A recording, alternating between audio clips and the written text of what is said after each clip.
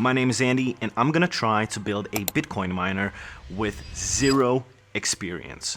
That is right, I have zero experience in working with electronics, building electronics, or anything. I just know about Bitcoin mining because I work here at Power Mining. And what is power mining? Well, we make little solo miners just like this one, and also we make big container racks full of Bitcoin miners that even you can order a big container of like Bitcoin miners and mine Bitcoin. That is what we do. We build Bitcoin miners. Why am I doing this? Because I've been managing social media for power mining for I think at least like a half a year right now, and I've been making videos about these open source Bitcoin miners. Well, this in my hand is a Bitaxe.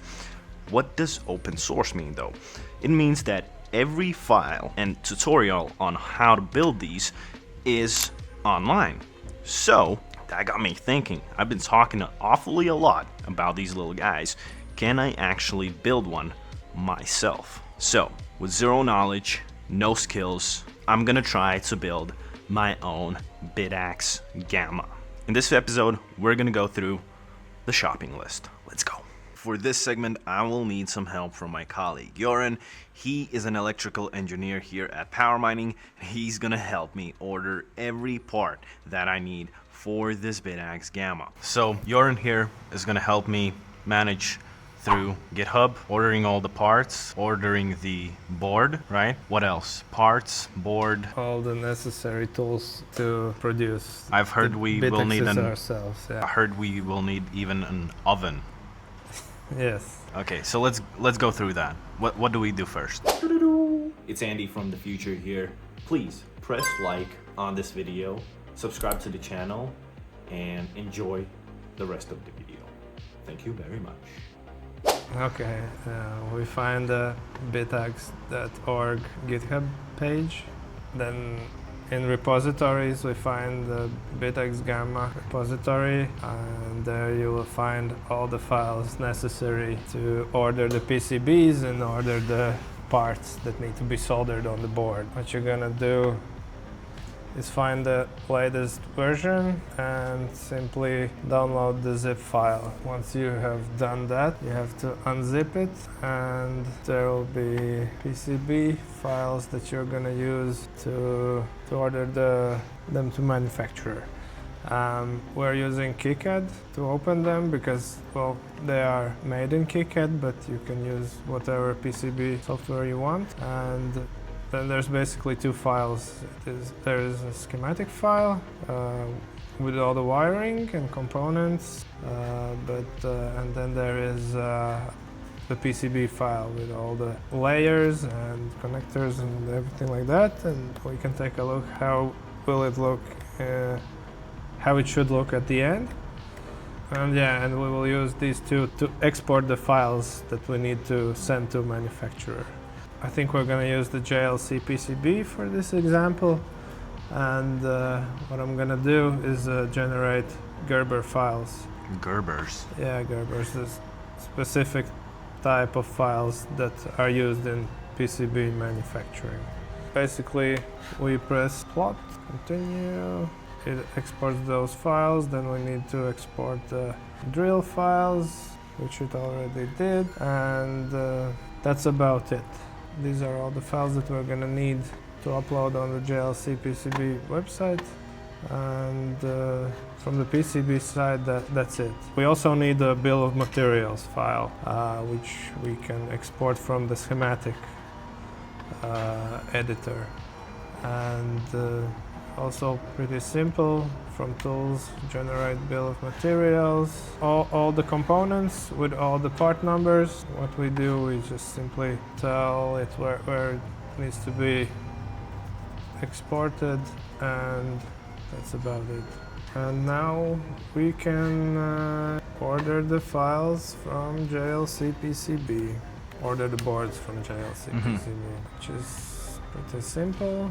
You choose order now, and then you upload all your Gerber files. So basically we downloaded the PCB file, we Mhm. send it to them, and it's like a custom-made thing, right? Yeah. They yeah. don't have them lying around like, oh, here's a Bitaxe board. No. You just no, kind of, no. it's on order. Mhm. Okay. Yeah, exactly. And yeah, there are the Gerbers. They should be in zip format. Once we compress it, we can upload them on the site.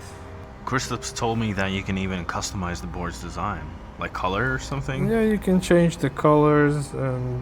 What's the limitations? Can you put a picture on it? Yeah, for sure you can put a picture on it, but it will be only in one color, mainly white.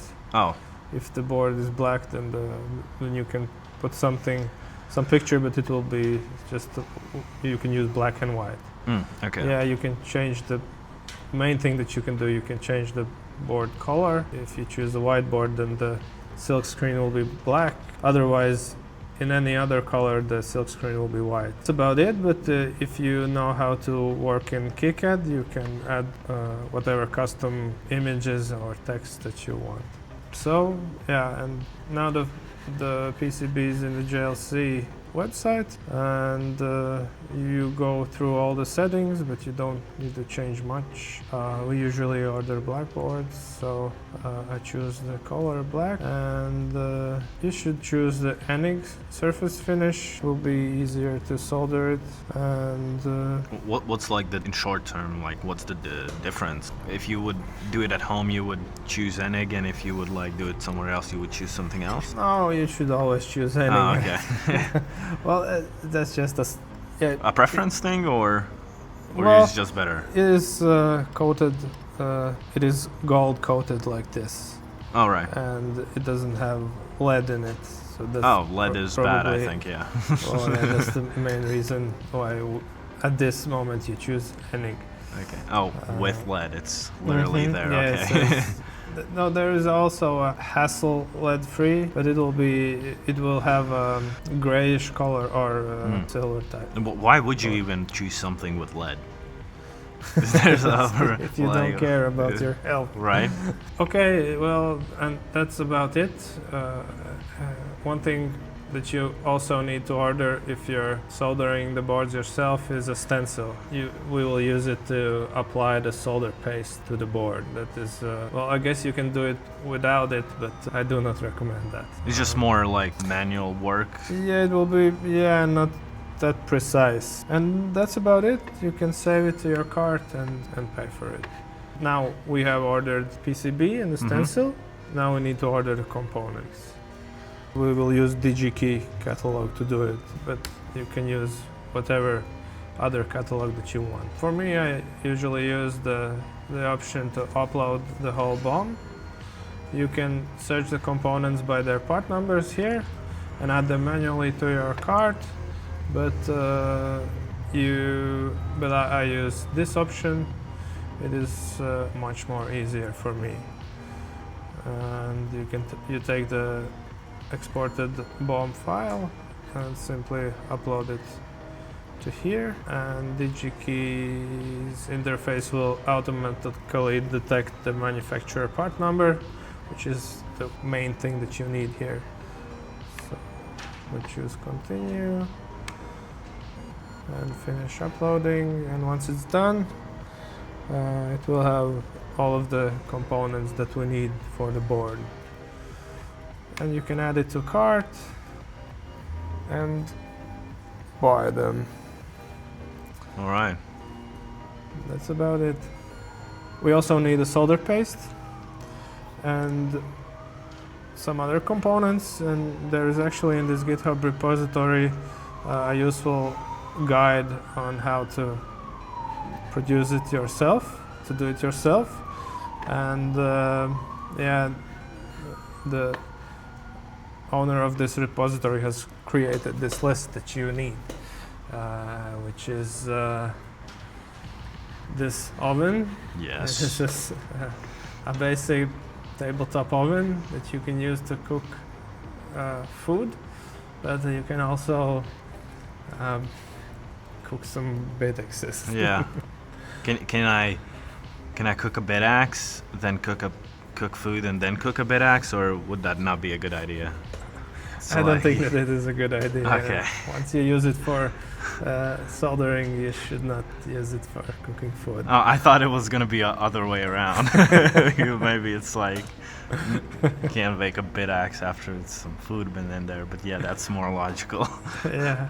So yeah, you need an oven, a digital thermostat to read temperature in the oven, and then you need a solder paste, which is they suggest using this one. You can order it from Amazon, and then there are some tweezers and these goggles to magnify the board. But you can also use like a magnifying glass or a microscope or whatever. Is it possible without them, or is it like it's gonna be like real hard if you don't have something to magnify it? I mean, you can do it without them. It's It's not that hard. Yeah, no, but yeah, you just need a steady hand, and you can do it without it. Yeah. all right. Yeah, but the main component that you really need is the solder paste that we are going to apply on the PCB using the stencil that we ordered. Mm-hmm. Yeah, that's about it. Okay, so board, stencil, parts that go on the board, oven, thermometer. Yeah, you can call it like that. Okay, that's it, I guess. And solder paste. And solder paste. So we order all of that. Now we wait and then continue. Yep. Seems pretty easy with a friend like Joran. Then it's easy. It's probably not gonna be easy in part 2 when it all arrives. I'm just gonna keep a positive mind. It's gonna turn out great, I think. It's gonna turn out great, right? Let's hope for the best. Okay. All right, we went through the whole shopping list. Look, I know this was a long one, especially getting through the GitHub, but in the next episode, it's gonna be a whole different ball game, okay? I just finished filming everything, and well, let's say the components, to put on the little components with the soldering paste and everything, it took me like 3 hours. So that is gonna be in the episode 2 of where we already finish building the Bitaxe. I'm not gonna spoil anything, but it was a very fun process, and you're gonna love episode 2. Now, follow us on social media. I'm posting daily content about Bitcoin mining and anything around open source or even AI. And please leave a like and subscribe to the channel. This is the first video here where I'm doing something like this, and I would love to keep going. See everyone.